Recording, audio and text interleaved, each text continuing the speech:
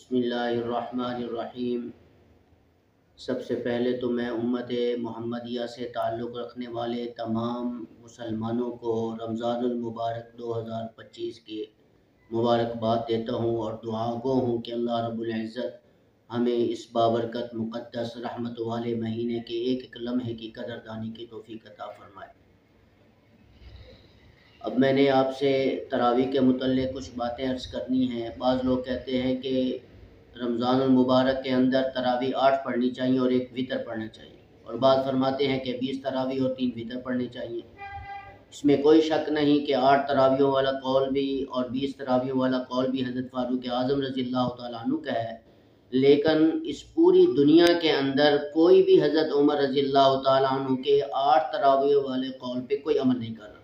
سب حضرت عمر رضی اللہ تعالیٰ عنہ کے 20 تراویح اور 3 وتر کے قول پر عمل کر رہے ہیں، اور ائمہ اربعہ کا بھی اس میں اتفاق ہے۔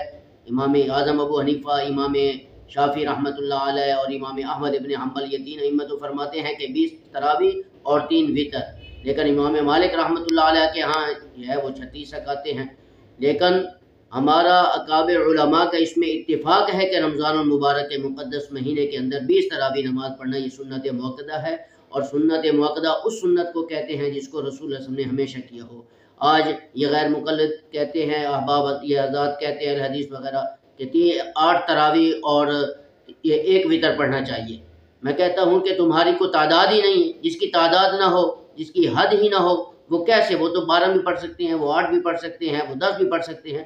لہذا ہمارے اکابر علماء اہل سنت والجماعت نے ہماری ایک تعداد کی حد بتائی ہے کہ رمضان المبارک کے اندر 20 تراویح پڑھنی چاہیے اور 3 وتر پڑھنی چاہیے۔ یہ خلفائے راشدین کے زمانے میں بھی 20 تراویح اور 3 وتر پڑھتے رہے ہیں۔ اور قرآن پاک کو کس طرح پڑھنا چاہیے؟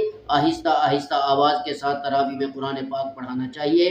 ورتل القرآن ترتیلا، جس طرح قرآن آسمان سے آہستہ آہستہ اترا ہے، اسی طرح حافظ قرآن کو چاہیے کہ قرآن پاک بھی آہستہ آہستہ آواز سے پڑھے۔ مقابلے بازی بالکل نہیں ہونی چاہیے۔